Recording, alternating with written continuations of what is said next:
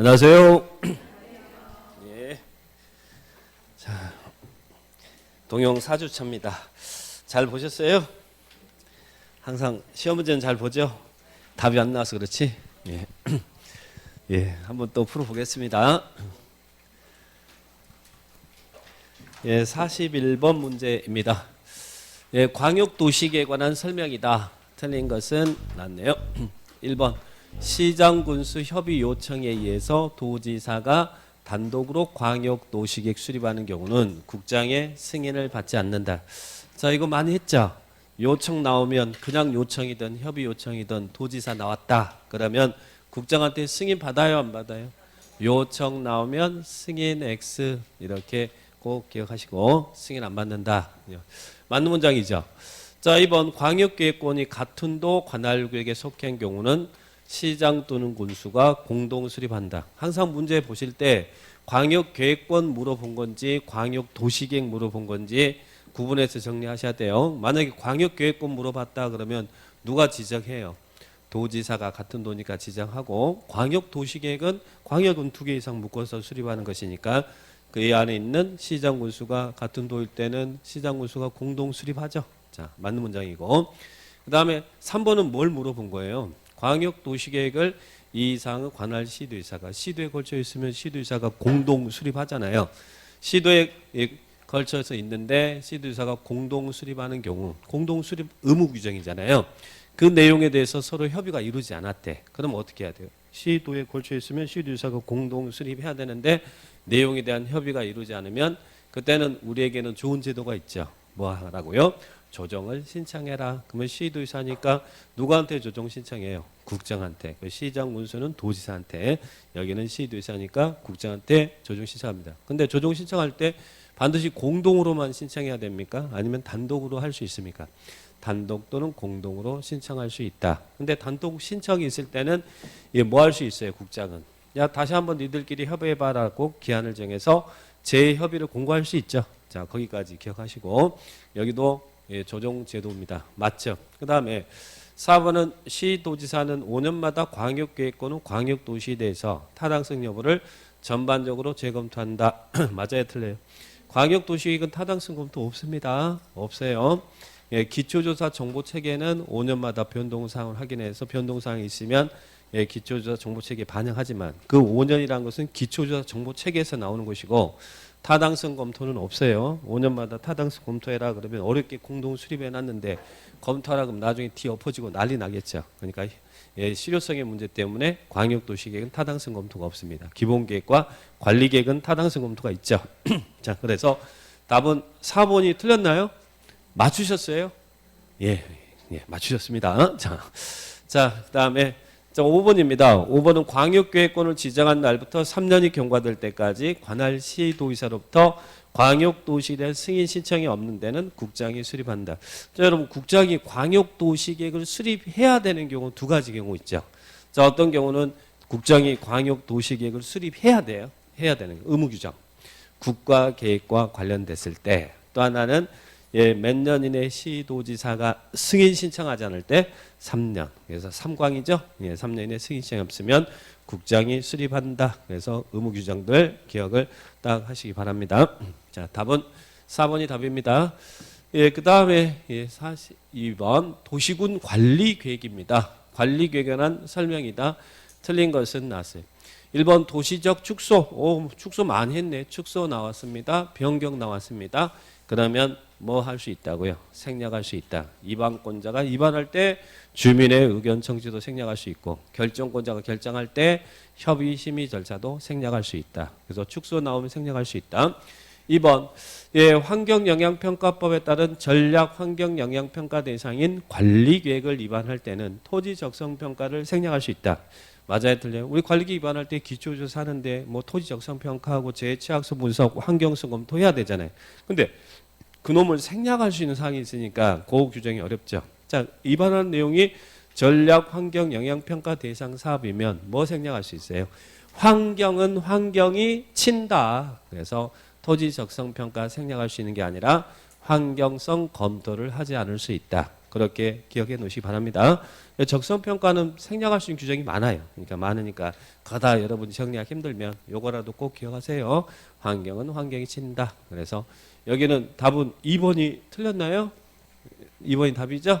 자, 그 다음에 3번. 관리객 결정은 언제 그 결정 효력이 발생한다고요? 지용도면을 고시한 날부터. 이것도 시험에 잘 나오니까 꼭 기억하시라고 써요. 다음 날이 아니라 지용도면을 고시한 날부터. 그 다음에 4번은 뭐 물어본 겁니까? 4번은 타당성 검토 물어봤죠. 관할구역상은 관리객에 대해서 몇 년마다 타당성 검토하라고요? 5년마다 검토하라. 그래서 기본계획, 관리계획은 5년마다 타당성 검토 있고 광역도시에는 없죠.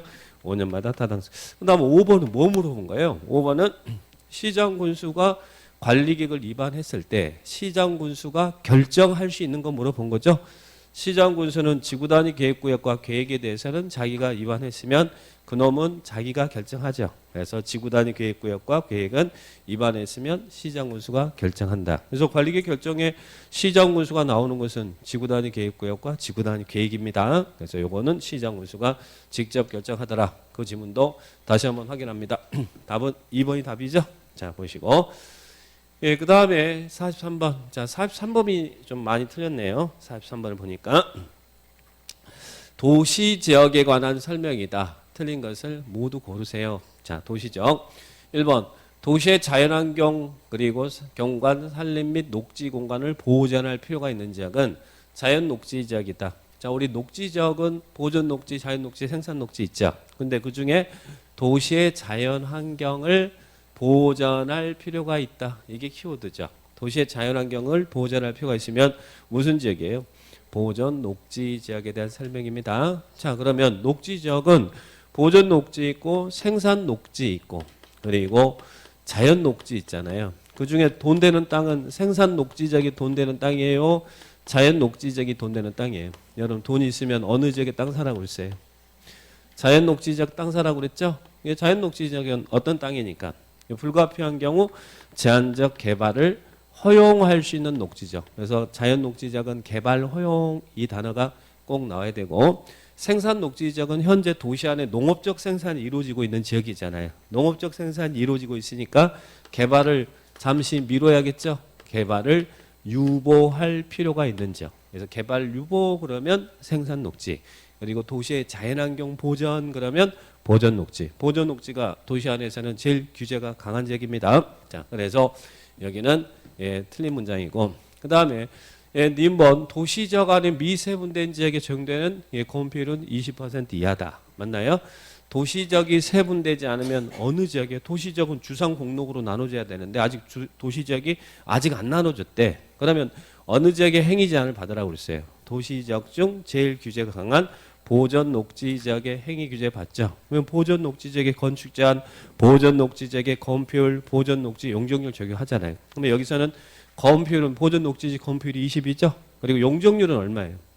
용적률은 보전 녹지가 용적률은 도시 안에서 유일하게 100도 안 되는 녹지 지역이 하나의 용적률이 있잖아요. 보전 녹지. 그래서 보전 녹지는 건폐율 20, 용적률 80이죠. 그래서 여기는 예, 건폐율 적용이니까 20% 이하다. 그래서 여기도 맞는 지문입니다. 자, 맞는 지문이고 그 다음에 디귿번은 뭐 물어본 거예요? 다른 법률에 의해서 구역 등이 지정되면 도시지역으로 결정고시되는 특례 그죠? 자, 그러면 항만법에 한 항만구역으로 도시지역에 연접한 공유수면은 도시지역으로 결정고시된 것을 본다. 도시의 지역에 연달아 접해있는 공유수면은 항만구역이 지정됐대. 자, 그러면 그 지역은 관리계획 위반 결정 절차 없이 무슨 지역으로? 도시지역으로 결정고시된 것입니다. 여기서 제가 강조했던 거 뭐예요? 공유수면이 지금 항만구역, 어항구역 지정됐을 때 어디에 연접한 공유수면에 항만구역, 어항구역을 지정한다고요? 도시지역에 연접한 이 단어가 꼭 나와야 된다는 거. 도시지역에 연접한 공유수면에 항만구역, 어항구역 지정되면 여기를 뭐 관리지역에 연접한 뭐 또 자연환경 보전지에 연접한 뭐 이런 거 나오면 안 돼요. 그 부분 보시고 예, 그 다음에 니을번 때문에 고민을 많이 했을 거예요. 이거 뭐 물어본 겁니까? 자연녹지지역에서 형질 변경 허가 받아 개발해야 할 수 있는 규모는 1만 미만이다. 자, 우리 개발행 규모, 용도 지역별 특성을 고려해서 개발행 규모가 정해져 있다고 그랬죠. 이 개발행 규모란 형질 변경 면적을 이야기합니다. 우리들이 할 수 있는 개발 행위 규모는 개발행 규모는 크게 어떻게 나눠진다고 그랬어요. 자, 규모 이 형질 변경 면적 이 이하로 해라. 그래서 5천 미만이 있고 5천 미만 있고 그리고 허가 받아서 할 수 있는 일반적 기준입니다. 자, 이럴 때는 이 미만으로 하면 허가를 해주겠다는 이야기예요. 이게 기준입니다. 5천 미만 그리고 또 1만 미만 그리고 1만 제곱미터 미만 그리고 또 3만 미만 3만 제곱미터 미만. 자, 그러면 5천하고 여러분이 3만만 좀 잘 기억해 주시고 나머지는 1만 개발의 규모 5천 1만 3만인데 용도 지역에 자 5천 미만으로 허가 받아서 할 수 있는 기준. 자, 이건 이 미만으로 허가 신청이 있으면 이것은 그냥 허가를 해주겠다는 이야기예요. 자, 그러면 5천은 어디예요? 보전 녹지적 토지 규제 강한 지역이죠. 여기서 개발의 규모란 형질 변경 면적을 기준합니다. 형질 변경 규모를 이야기해요. 자, 그러면 이 미만으로 해야 된다. 보전 녹지는 보전 녹지 그리고 또 어디예요? 전 국토 중에 제일 규제 강한 지역이 자연환경 보전 지역. 그래서 보전 녹지와 자연환경 보전 지역은 5천 미만. 자, 그리고 1만 미만. 자, 1만은 어디예요? 주거 지역, 상업 지역, 그리고 또 공업 지역은 어디예요? 주상 공록인데 공업 지역은 3만 미만이죠. 상업 지역. 그리고 녹지 지역이죠. 자연 녹지 지역, 그리고 생산 녹지 지역. 이 지역은 이 1만 미만. 그래서 이 미만으로 허가를 하면 허가를 해주는 것이고 이상일 때는 안 해주느냐? 그건 아니고 이제 여러 가지 과정 심의를 거친다든지 이런 복잡한 과정이 있는 거예요. 그래서 이 미만일 때 개발행 규정이 적정한 걸로 봐서 허가를 해주는 일반적 기준입니다. 자, 그다음 공업지역은 어디? 3만은 공업지역과 공장 생각하라고 그랬죠. 그래서 비도시역의 관리지역 그리고 농림지역. 자, 그래서 이 지역은 3만 미만이다. 그러면 여기는 자연녹지지역이잖아요. 자연녹지지역은 개발의 규모가 1만 미만이다. 맞습니다. 맞고요. 그 다음에 민번 도시지역에서는 도로법에 한 접도구역제를 적용하지 않는. 접도구역이라는 게 뭐예요? 도로에 접해 있는 지역인데 여러분들이 지방도나 일반 국도에 이렇게 가시다 보면 가끔씩 보신 분도 계실 거예요. 이곳은 도로법에 의한 접도구역이 적용되는 구역입니다라고 팻말을 보신 분들이 계실 거예요. 접도구역은 도로에 접해 있는 지역인데 무조건 다 도로 접해 있다고 접도구역이 지정되는 게 아니고 접도구역이란 지정이 되면 그 부분은 나중에 도로 확장을 위해서 엄격한 도로법의 행위 규제를 합니다. 그런데 이 접도구역은 도시지역에는 접도구역이 없다라고 생각하시면 돼요. 그래서 여러분이 보셨던 게 다 도시 외곽의 일반 국도나 지방도에서 접도구역을 봤어요. 그래서 도시지역에서는 도로법에 접도구역의 행위 규제는 적용하지 않습니다. 이것도 하나 지문을 기억해 놓으시 바랍니다. 자, 그러면 어디에서는 접도구역제를 적용하지 않는다고요? 도시지역에서. 포인트는 도시지역에서입니다. 자, 보시고 그러면 여기서는 틀린 것은 몇 번만 틀렸어요? 1번만 틀렸습니다. 1번만 틀렸고 나머지 지문들 다 맞습니다. 답은 1번이 답이죠. 이렇게 정리를 하시면 되겠고 그 다음에 또 44번입니다. 자, 용도지구별 건축제한. 자, 건축제한 나오면 참 여러 번 했는데 용도지구는 이 법이나 다른 법에 특별한 규정이 없으면 뭘로 정합니까? 조례로 정한다. 그래서 이 법이나 다른 법률이 한 제한. 자, 이 법이나 다른 법률에 특별한 규정이 없으면 조례로 정한다. 그래서 그 용도지구의 건축자는 이 법과 다른 법률 그리고 특별한 규정이 없으면 조례. 그게 크게 이렇게 나눠지죠. 그러면 모르면 다 조례잖아요. 개별적 제한을 받는 것, 이 법 다른 법률에 규정을 받는 이것만 딱 정리하시죠. 자, 무엇은 이 법이나 다른 법에 의해서 제한을 받습니까? 자, 보시면 5개 복자 이렇게 정리해 볼까요? 그러면 복자 계고집 이렇게. 자, 복자 계고집. 복합 용도지구죠. 복합 용도지구. 이 복합 용도지구는 우리 법 시행령에서 대통령령에서 쭉 이렇게 두고 있잖아요. 복합 용도지구에서는 뭐 일반 주거제 복합 용도지구 지정하면 일반 주거적에 할 수 있는 거 외에 준주거적에 할 수 있는 것 중 조례가 정하는 거 할 수 있다. 다 이거는 조례로 하지 마라. 이거 우리 시행령에서 두고 있어요. 그리고 자가 뭐예요? 자연취락지구, 자연취락지구도 대통령령. 그래서 요놈은 자연취락지구에서 우리 법 시행령에서 자연취락지구에서는 4층 이하로 뭐 이렇게 쭉 하라 그죠? 그래서 복합용도지구하고 자연취락지구는 그에 따른 행위제를 대통령령에서 두고 있어요. 시행령. 그리고 계고집, 예, 계고집, 복자 계고집. 예, 계가 뭐예요? 계가 개발지능지구. 개발지능지구는 우리 법 시행령에서 계획이 수립된 경우, 수립되지 않는 경우. 그래서 이게 나눠서 이제 규제 이루어지잖아요. 개발지능지구. 고가 뭐예요? 고도지구. 고도지구는 도시군 관리계획으로 정한 높이를 초과하면 안 된다. 그 집이 뭐예요? 복자 계고집 하는데. 집은 집단 칠학지구죠. 집단 칠학지구는 무슨 법? 개특법. 그리고 나머지 기타 용도지구는 조례다. 이렇게 딱 정리를 해 놓으시면 되겠습니다. 그러면 여기에 맞춰서 한번 풀어보죠. 예, 집단 칠학지구입니다. 복자 계고집 집단 칠학지구는 무슨 법이요? 개특법 맞아요? 그죠? 집단 칠학지구는 예, 그린벨트 개특법에 의한다. 맞죠? 자, 제 집이 나왔고 집. 예, 그 다음에 또 두 번째 니은번은 개발지능지구 나왔어요. 자, 개발지능지구는 계획이 수립되어 있으면 계획에 위반하는 거 건축하지 말아라. 그죠? 개발지능지구는 당해지역의 지구단위계획 관계법에 의한 개발계획이 수립되어 있으면 계획에 위반하는 건축물 건축할 수 없다. 개발지능지구. 그런데 여기는 두 가지로 나누라고 써요. 계획이 수립되어 있으면 우리 법 시행령에서는 계획이 수립됐으면 예, 계획에 따른다.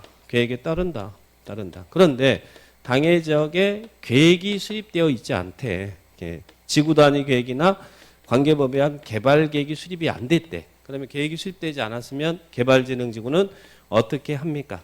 자, 거기서는 조례가 정하는 거 할 수 있고 또 하나는 해당 용도지역에서 자, 개발지능지구는 용도지역 위에 지정이 될 거 아니에요. 용도지역에서 허용되는 것 할 수 있다. 그래서 개발지능지구는 계획이 수립되어 있으면 계획에 위반하는 거 건축하지 말고 계획이 수립되기 전에는 조례가 정하는 거나 아니면 해당 용도지역에 허용되는 거 할 수 있다. 이러면 여기는 예, 계획이 나와 있어요. 계획이 나왔으니까 계획에 위반하는 건축물 건축할 수 없다. 맞죠? 자, 그 다음에 경관지구입니다. 자, 경관지구는 복자 계고집이 없잖아요. 그러면 없으면 뭐라고요? 조례다. 그죠? 그럼 경관지구 나왔습니다. 경관지구는 여기는 이렇게 하고 경관지구는 조례로 정한다. 이렇게 체크하셔야 됩니다. 자, 그 다음에 일반 공업적. 자, 여기에 있는 복합용도지구에 자, 복합용도지구를 지정할 수 있는 지역은 어디예요? 우리 법 시행령에서 복합용도지구. 일반 주거지역에 그리고 일반 공업지역에 그리고 또 어디? 계획관리지역에 복합용도지구 지정할 수 있죠. 그러면 일반 주거지역에 복합용도지구 지정하면 일반 주거지역에서 할 수 있는 거 외에 준주거지역에서 할 수 있는 것 중 조례가 정하는 거 할 수 있다. 그리고 일반 공업지역에 복합용도지구 지정하면 일반 공업지역에 할 수 있는 거 외에 준공업지역에서 할 수 있는 것 중 예, 조례가 정하는 거 할 수 있다. 그런데 연엄은 조례로 정하지 말아라. 일반 공업지역에서 조례로 정하지 못하도록 하는 건 4개. 뭐 있습니까? 저 조례로 아파트 지을 수 있어요, 없어요? 일반 공업지역에 복합용도 아파트 못 짓는다고 그랬죠. 그래서 4개는 안 됩니다. 이것은 준공업지역에서 할 수 있지만 이 복합용도지구에서는 이 4개는 안 돼요. 아파트 안 되고 어둠의 시설 안 되고 그리고 치약시설 안 되고 그래서 아파트, 단란주점, 안마실소, 노유자 시설은 안 된다. 안 되는 건 4가지를 딱 기억을 해 놓으시면 되겠습니다. 자, 그러면 여기는 아파트 건축할 수 있다 그러면 틀리죠? 자, 그래서 여기는 예, 틀렸습니다. 그 다음에 고도지구 나왔어요. 자, 계고집, 고도지구, 요 고도지구죠. 고도지구는 뭐에 의해서? 네, 고도지구를 도시군 관리계획 정할 때 도시군 관리계획으로 정하는 높이를 초과예요, 미달이에요? 초과. 그래서 최고 높이만 규제하고 있잖아요. 그래서 여기는 조례가 아니라 도시군 관리계획으로 정하는 높이를 초과하는 건축물을 건축할 수 없다. 그래서 용도지구 건축 제한 요거 딱 정리해 놓으시고 나머지 모르면 조례다. 이렇게 정리를 딱 해주세요. 그러면 답은 몇 번이 답입니까? 몇 번요? 2번? 예, 2번. 맞추셨어요? 오, 그래요? 자, 깜짝 놀랐습니다. 예, 그냥 시험장에만 가면 되는 거예요, 지금 이제. 예? 자, 그 다음에 45번. 자, 이래 이제 용적률, 자, 검표 용적률. 다 외우셨어요? 안 외우셨어요? 지난주에도 외우라고 그랬는데. 외우셨어요? 정말 외우세요. 이제 시험 보기 전날 저 외우랍니다. 그러다가 나중에 시험 끝나고 다시 외우는 수가 있어요. 자, 그러니까 이제는 외우셔야 됩니다. 자, 그러면 바로 확 들어가 볼게요. 용적률 최대 한도가 가장 큰 것은 준공업적 얼마예요? 바로 나가 볼게요. 준공업적은 400, 준주거적은 500. 그래서 준주거적이 크다는 거 항상 명심하셔야 준공업적보다 주거적이 공업적보다 용적률이 높아요. 자, 그 다음에 농림적, 도시가 아닌 지역이니까 80, 자연녹지적. 자연녹지적은 도시 안에는 보존녹지만 80이고 자연녹지, 생산녹지는 100이죠. 자, 이렇게 해보시죠. 유통상업적은 중일유군, 중일유군 1500, 1300, 1100, 900. 그럼 중일유군 여기 얼마예요? 1100. 자, 그리고 준주거적 500, 보존녹지적 도시 안에서 제일 유일하게 80인 거 보존녹지밖에 없다고 그랬잖아요. 그죠? 계획관리적은 비도시적은 80인데 계획관리적만 100이라고 그랬잖아요. 그래서 보시고 근린상업적 중일육은 근린상업적 얼마예요? 중일육은 900인가요? 예, 그 다음에 유통상업적 중일육은 얼마예요? 1100. 자꾸 반복해 보죠. 준주거적은 500, 중공업적은 400. 자, 일반 공업적은 얼마예요? 공업적은 354, 300, 350, 400. 전일준 했으니까 일반 공업적은 얼마예요? 350인가요? 350. 그 3종 일반 주거적은 3종이니까 300이죠. 2종 전용 주거적은 100, 150. 150이죠. 생산 녹지적은 녹지적은 보존 녹지만 80, 자연 녹지, 생산 녹지 100. 그래서 순서는 답은 4번이 돼요. 순서가 바른 것은 이렇게 정리를 딱 하시기 바랍니다. 자, 거의 다 뭐 외우셨네. 자, 그 다음에 일반 공업적 다시 한번 확인합니다. 일반 공업적은 얼마라고요? 350, 중공업적은 400, 자연녹지는 100, 보존녹지만 80, 자연녹지, 생산녹지 100, 생산관리지역은 비도시역이니까 80, 네, 비도시역에서는 계획관리지역만 100, 나머지 80 이렇게 정리를 딱 합니다. 답은 4번입니다. 예, 검표율 용적률 그리고 검표율은 우리 5657, 9887, 724 막 그런 거 외웠죠. 네. 예, 저만 외운 건 아니겠죠? 여러분 다 외우셨어. 자, 예, 그 다음에 자, 기반설 유발개수 이것도 암기하셔야지. 유발개수 어떻게 외웠어요? 나도 모르게 정 나와야지. 나도 모르게 위관이 문종운순 한판숙 그죠? 위관이 문종운순 한판숙 이제는 말할 때도 된 것 같아요. 자, 위관이 자, 위락시설 2.1 관광휴게소 1.9 이종 근린생활설 1.6 그리고 문종운순 모두 다 1.4 문화미 집회시설 종교시설 운수시설 순환이 자원순환 관련 시설 그래서 1.4 그리고 한판 일종 근생 판매시설 1.3 그리고 숙 예, 그리고 1.0 의료시설 0.9 그리고 주택은 다 0.7이에요. 주택이니 단독이니 공독이니 업무니 교육이니 뭐 이런 것들은 모르면 0.7이 겁나 많아요. 그러니까 여기까지만 정리를 딱 해주시면 계속 맞습니다. 자, 46번에 여기 제1종 근린생활시설 얼마라고요? 1.3 공동주택 나왔네. 0.7 의료시설 예, 얼마요? 0.9 업무시설 몰라요. 0.7 숙박시설 1.0 그래서 제일 높은 것은 답은 몇 번요? 1번. 그래서 유발개수 외워놓으세요. 자, 이런 건 나오면 틀리면 아깝잖아요. 조금만 우리 관심만 가져주면 예, 충분히 맞출 수 있으니까 자, 보시고 근데 시험에 이거 잘 나왔어요. 잘 나왔던 부분이니까 예, 그 다음에 예, 47번은 도시적 내 지구단위 계획 자, 구역 나오고 계획 나오고 건축기준 하나 나오고 시력 그래서 지구단위 계획 크게 네 파트잖아요. 구역 계획 건축기준 하나 시력 자, 그러면 지구단위 계획구역이 시작되고 계획이 수립될 때 그래서 계획에 의해서 도시적에서 조건이 맞추면 예, 지구단위 계획을 통해서 건축기준을 완화할 순상이 우리 법에 쭉 열거돼 있잖아요. 자, 이거 그러면 뭐 원합니까? 여러분이 기억할 이 표를 기억하셔야죠. 예, 도시적과 도시적 외에 나오면 요거 표예요. 요 표. 그러면 도시적에서는 현재 지구단위 계획에 의해서 완화될 수 있는 것은 지역지구의 건축 제한, 행위 제한 완화할 수 있고 건폐율, 용적률, 높이 제한, 주차장 설치 기준을 완화할 수 있고, 이게 도시가 아닌 지역의 지구 단위 계획구역이 지정되면 지역 지구의 건축 제한 완화하고 건폐율, 용적률 완화하고 나머지 높이 제한이나 주차장 설치 기준은 완화 규정이 없다라는 거, 요 표를 기억해 주시면 돼요. 요 표 생각이 났어요? 문제 풀면서 요 표가 생각이 났어요, 안 났어요? 안 났어요? 예. 안 났다고 너무 자랑스럽게 대답하시는데 생각이 나야 돼요. 자, 그러면 여러분 답은 몇 번입니까? 답은 5번이죠. 건축사는 완화 규정 아니죠. 우리가 외웠던 법률에서 외웠던 것도 용주골은 조금 더 높죠. 거기에도 건축사는 아예 없잖아요. 건축선이니 분할 제한이니 대제한이 공지 이런 것들은 지구 단위 계획에서 완화되는 규정 아니죠. 자, 그러면 주차장 설치 기준 최대 차 없는 고리 조성 한옥마을이면 최대 100%까지 완화할 수 있고, 그죠?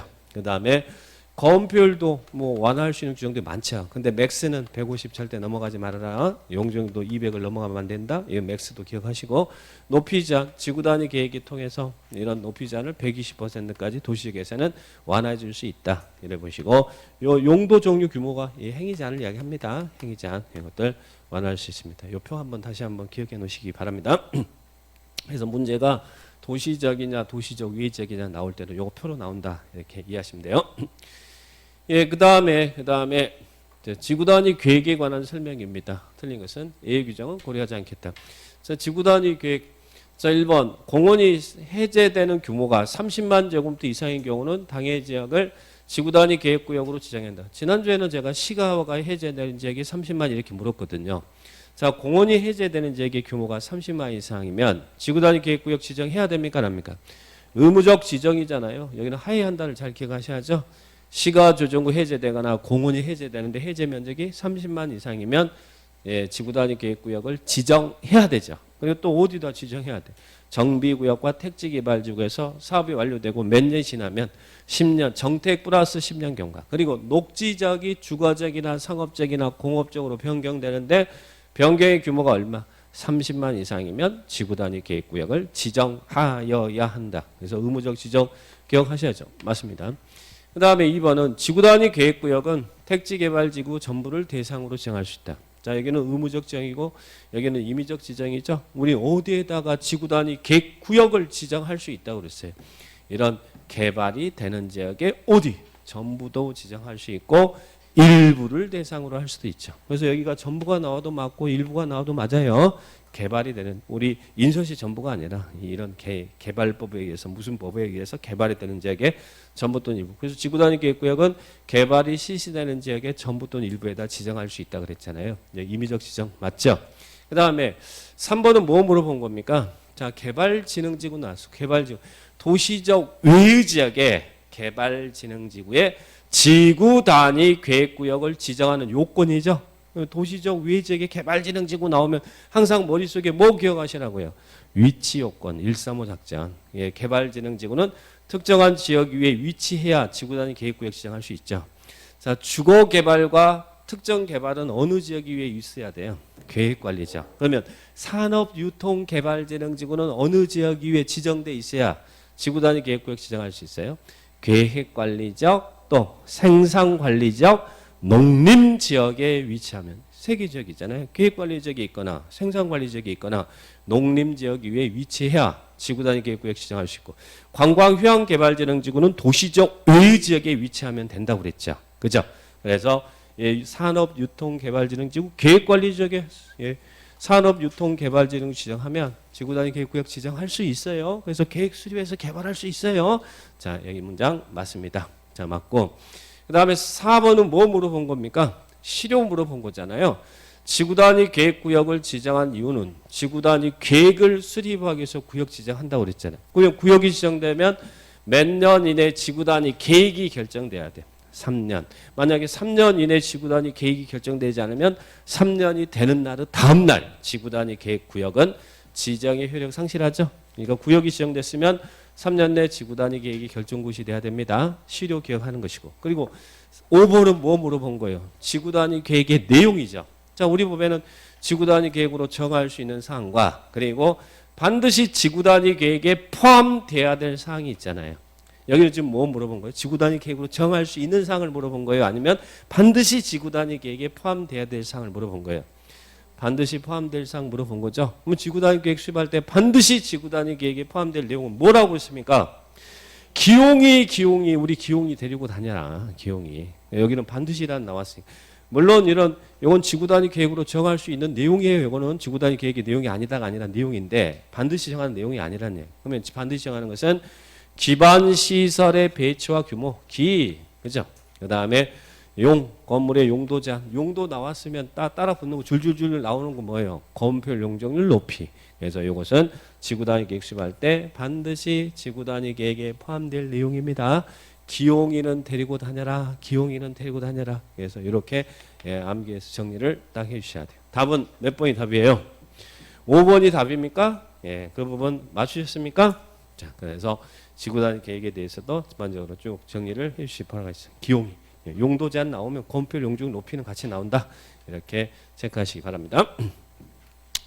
자, 그 다음에 49번 보겠습니다. 49번은 개발행위에 따른 공공시설 기속. 작년에 이런 공공시설 기속이 나왔죠. 작년에는 무상 기속의 범위를 물었어요. 이제 올해는 기속 시기까지 언제 무상 기속되는지 기속 시기까지 정리해 주세요. 자, 먼저 무상 기속입니다. 무상 기속. 새로운 공공시설은 누가 가져요? 새로운 공공시설은 그 시설을 관리할 관리청에게 무조건 다 무상으로 기속해요. 새로운 공공시설은 그 시설을 관리할 관리청에게 무상으로 준다. 그러면 새로운 공공시설이 설치됨으로 해서 용도가 폐지되는, 그래서 쓸 필요가 없는 종래 공공시설은 누가 가져요? 종래 공공시설은 개발 행위를 해준 개발 행위자가 갖죠. 그죠? 개발 행위자가 갔는데 어떻게 갔느냐 이거 보려고 한 거예요. 개발 행위자가 갔는데 그 개발 행위를 해준 사람이 행정청인 경우와 비행정청인 경우 이 종래 공공시설의 무상 기속의 범위가 차이가 있죠.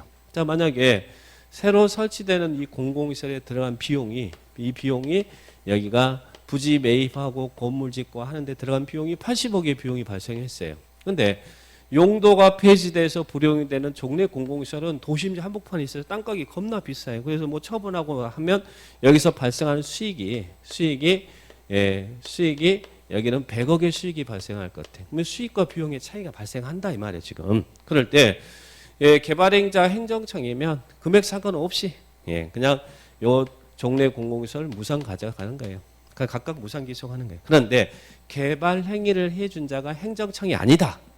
이거 지어준 사람이 행정청이 아니다. 우리나라는 어떤 나라예요? 좋은 나라. 절대 손해보는 일 안 하지 않잖아. 그러니까 비행정청일 때는 이 새로 설치되는 비용에 상당하는 범위 내에서만 종래 공공시설을 무상으로 구성. 그러니까 여기는 얼마치만 가져가라는 이야기예요. 80억 들었으면 80억에 해당하는 치만 가져가라. 상당하는 범위 내에서만 가져가라. 이게 작년에 우리 시험에 나왔던 기출 문제예요. 자, 그러면 이제는 좀 더 갈 때, 그러면 지금 무상 기속의 범위를 보고 있잖아요. 근데 언제 무상으로 기속되느냐? 언제 각각 무상 기속되느냐? 아까 이렇게 무상 기속, 이렇게 무상 기속되는데 언제 무상 기속돼요? 자, 무상 기속 시기, 무상으로 기속되는 시기. 자, 먼저 개발 행위를 한 자가 행정청입니다. 자, 행정청일 때는 이 건물을 다 지었어요. 다 지었으면 행정청일 때는 준공검사를 받습니다. 준공검사 받고 그 다음에 기속될 공공시설의 종류와 세목을 통지해요. 그러면 그 세목을 통지한 날 각각 이렇게 행정청 관리청이 무상 기속해요. 세목을 통지한 날. 그런데 개발 행위를 해준 자가 행정청이 아니다. 비행정청일 때는 반대로 공사를 다 끝냈으면 귀속될 공공시설의 종류와 세목을 먼저 통지하고 관리청에게 통지하고 그리고 준공검사를 받음으로써 각각 이 범위 내에서 귀속된 걸로 봐요. 그래서 귀속 시기가 완전히 이렇게 반대라는 이야기예요. 저 그 부분까지 정리를 합니다. 자, 그러면 이제 여기에 관련해서 문제 풀어볼게요. 틀린 것은 1번 개발행위자가 행정청입니다. 자, 그에게 귀속될 공공시설 처분으로 인한 수익금을 도시군 계획 사업 외의 목적으로 사용할 수 없다. 이렇게 나왔습니다. 자, 아까 우리 금액의 차이가 났잖아요. 80억 이건 100억의 수익이 발생하면 20억 꿀꺽해도 됩니까? 금액 상관없이 각각 무상기속한다고 그랬잖아요. 꿀꺽해도 됩니다. 왜? 요 장치가 있으니까. 수익금 발생하면 그 수익금은 도시군 계획 사업 외의 목적으로 사용하지 못하도록 하고 있거든요. 그러니까 수익과 비용의 차익이 발생하더라도 각각 무상 기속시켜 주는 거예요. 자, 그래서 수익금의 사용을 제한하고 있더라. 이렇게 기억하시고, 그 다음에 2번 새로 설치된 공공시설, 새로운 공공시설은 묻지만 무조건 다 뭐라고요? 그 시설을 관리할 관리청에게 무상으로 기속된다. 그러면 종래 공공시설이 문제죠. 종래 공공시설은 개발행위자가 행정청이 돼. 그럴 때는 어떻게 해요? 무상 기속한다. 행정청이면 무상 기속한다. 그죠? 그런데 4번 종래 공공시설은 개발행위자 비행정청이 돼. 비행정청이면 무슨 말이 나와야 돼요? 그냥 무상 기속 나오면 안 되고 새로 설치되는 에 상당하는 범위 내에서 종래 공공시설을 무상으로 기소한다. 그래서 이 단어가 나와야 돼요.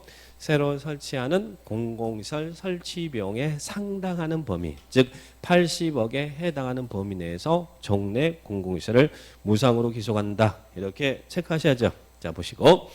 예, 그 다음에 5번은 기속 시기 물었네요. 자, 개발행위자가 누구예요? 지금 행정청이에요? 비행정청이에요?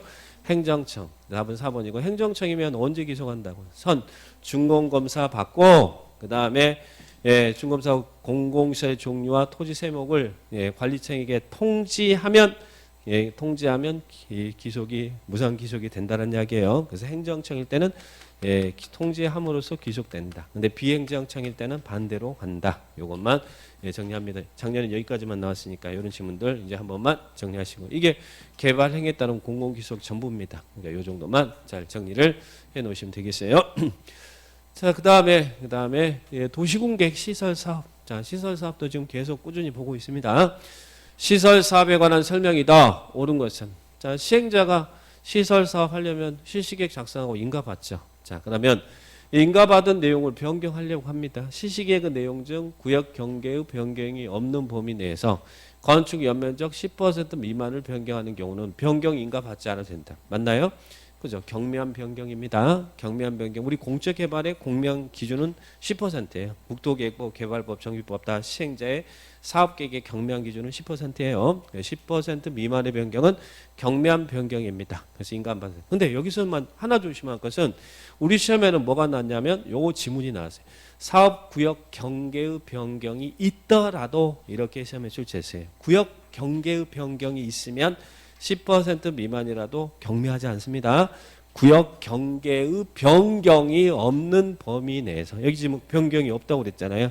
없는 범위 내에서 10% 미만의 변경은 경미다. 근데 구역 경계의 변경이 있으면 그것은 10%라도 경미하지 않다. 이렇게 구분을 딱 하시기 바랍니다. 자, 보시고 그 다음에 2번은 도지사도 시설 사업을 시행할 수 있느냐 물었죠. 원래 시행자는 6명인데 도지사, 국장도 할 수 있어요? 없어요?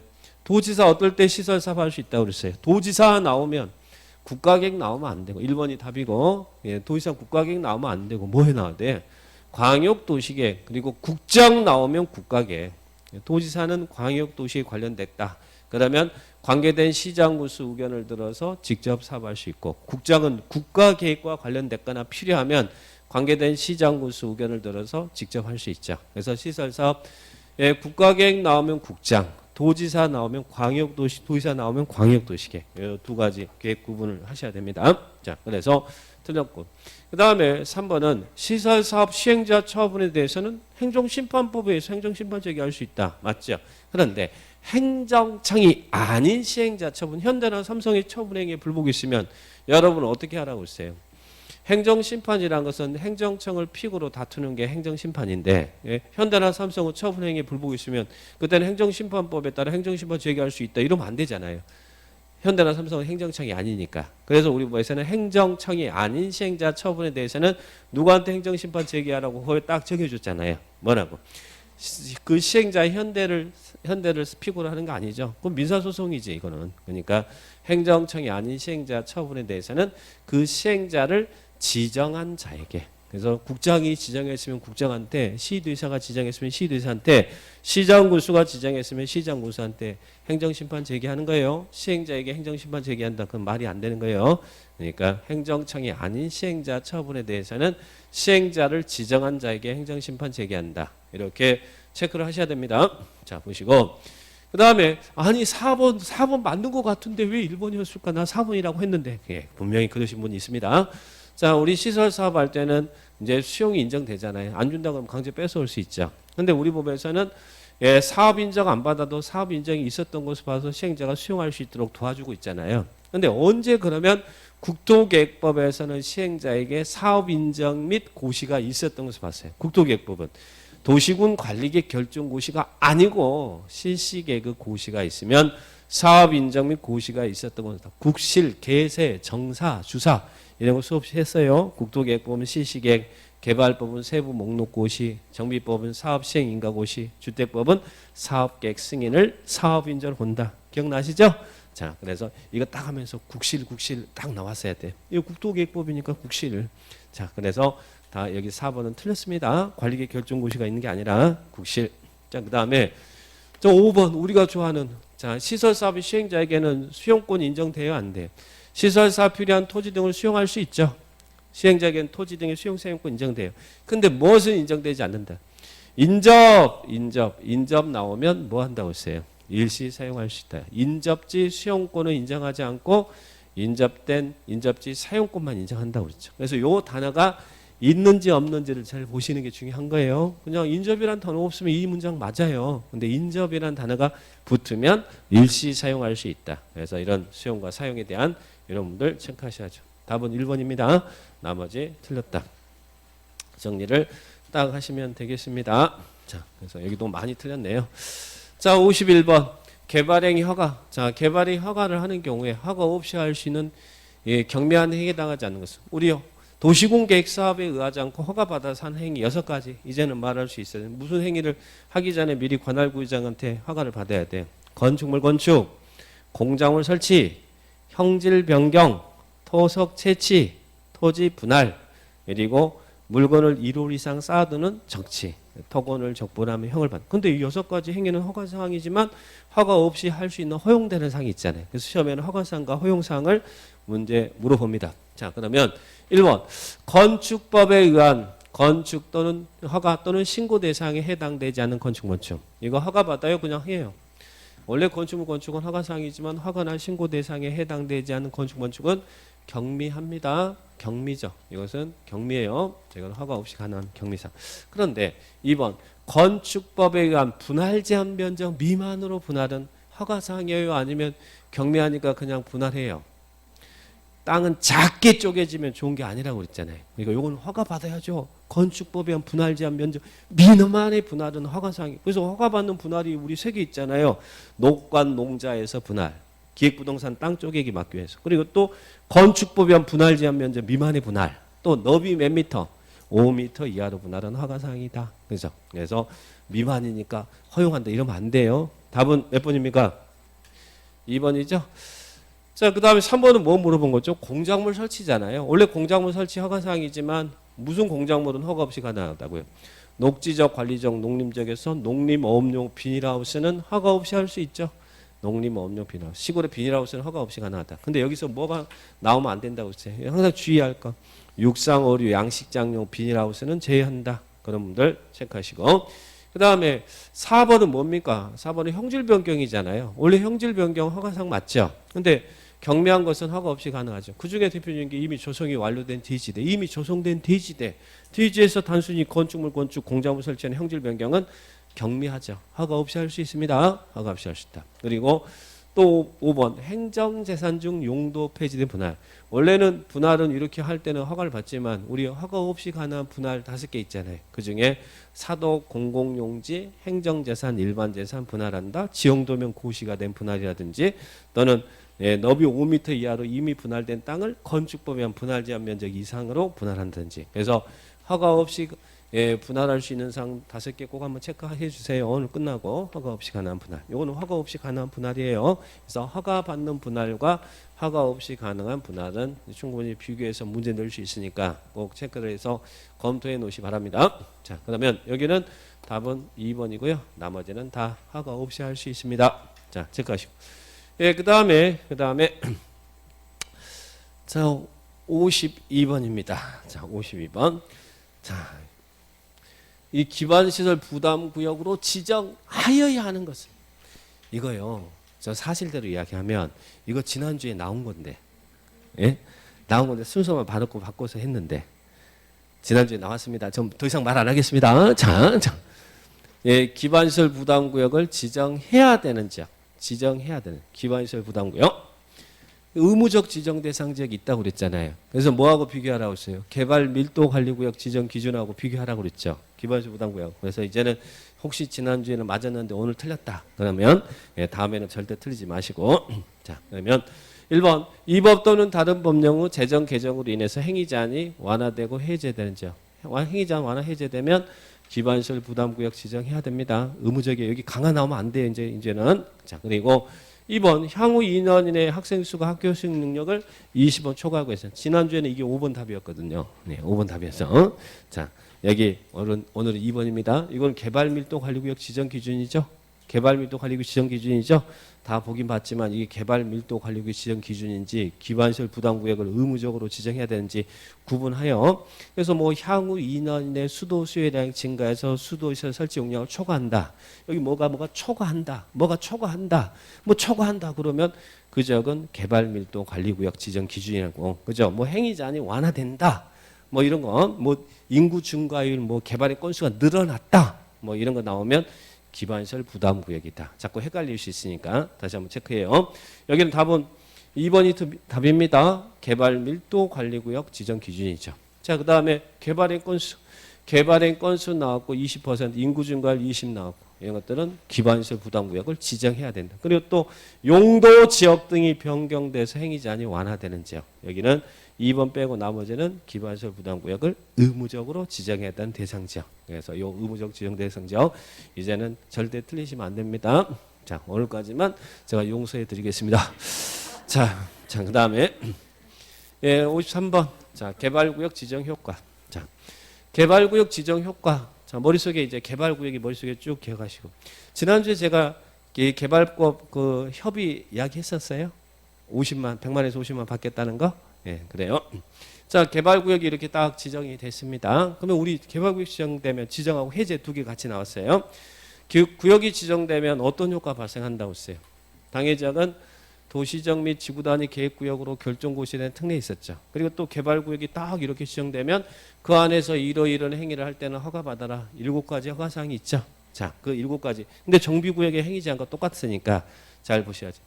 예, 1번 개발구역 안에서 중목의 벌채 식재 나무 베고 심는 거 예, 허가받아요? 아니면 허가 없이 그냥 할 수 있어요?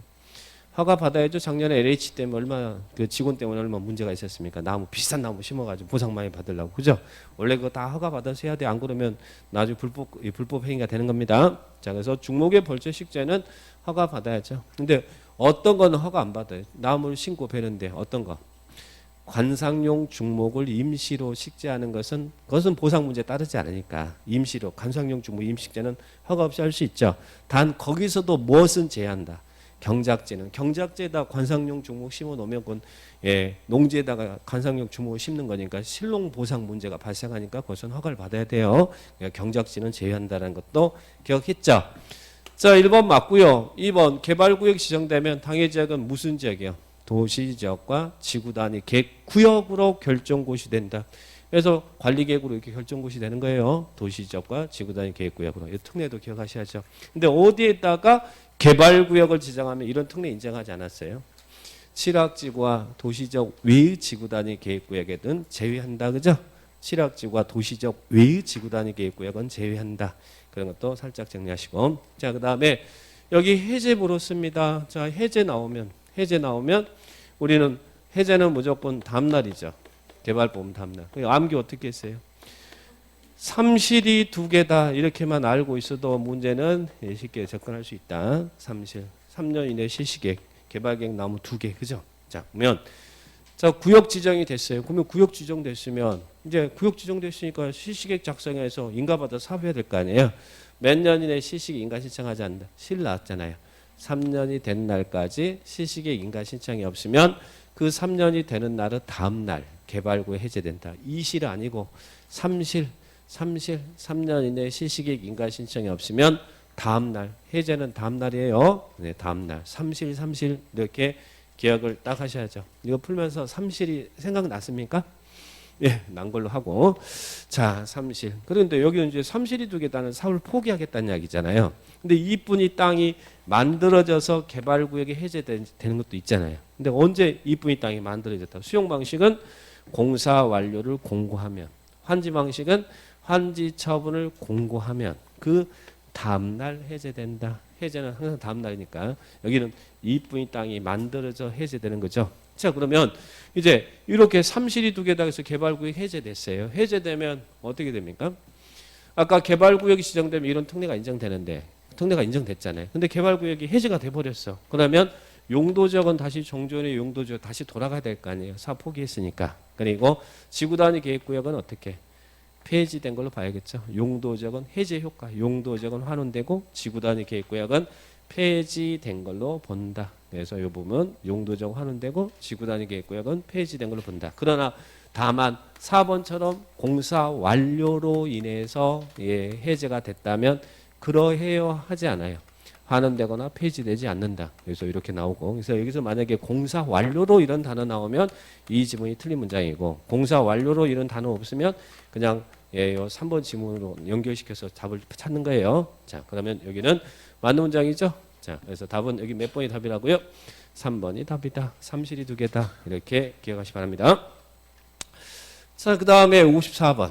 자, 개발구역 지정에 관한 설명입니다. 옳은 것은 나왔어요. 자, 개발구역 지정. 예, 개발구역 지정권자가 누구였어요? 누가 지정해요? 국장, 시, 원래는 시도의사, 대도시장, 그리고 국장이 있죠? 자, 그러면, 예, 1번. 토지주택공사 사장이 30만 제곱미터 이상으로서 국가계획과 밀접한 관련 있는 개발구역 지정을 제한하는 경우, 국장은 개발구역을 지정할 수 있다. 맞나요? 국장은 어떨 때 누가 제안하면 국장이 지정해 주잖아요. 국장이 그래 네가 너 개발구역 지정해 주자. 누가 제안할 때 국장이 개발구역 지정할 수 있어요? 예, 공공기관의 장, 정부 출형기관의 장이 30만 제곱미터 이상의 규모로 국가계획과 관련하여 개발구역 지정을 제안하면 국장이 할 수 있죠. 공공기관의 장, 정부 출형기관. 그러면 LH는 누구예요? 공공기관의 장이잖아요. 공공기관의 장, 그죠? 공공기관의 장이 30만 제곱미터 이상의 규모로 국가계획 관련해서 제안하면 국장이 지정해 줄 수 있습니다. 국장이 지정할 수 있다. 국장이 개발구역을 지정한 사유 중국집 천정에 불 그랬잖아요. 그중에 공공기관의 장, 정부, 여기서 지방공사 나오면 안 된다고 그랬죠? 자, 제안, 지방공사가 제안하면 국장이 지정 안 해줍니다. 그러니까 공공기관의 장, 정부. 그러면 1번이 맞네요? 1번이 답이네요? 1번이 답이죠. 그럼 2번부터 이제 어디가 틀렸는지 확인하셔야지. 예, 지구단위 계획은 개발계획의 내용이다. 맞나요? 예, 개발계획은 지정권자가 수립하고 개발계획 수립되면 시행자가 개발계획에 맞게끔 실시계획 작성하는데 실시계획에 지구단위 계획을 포함한다고 그랬죠. 그래서 예, 지구단위 계획은 개발계획 내용이 아닙니다. 무슨 내용이라고요? 실시계획의 내용이야.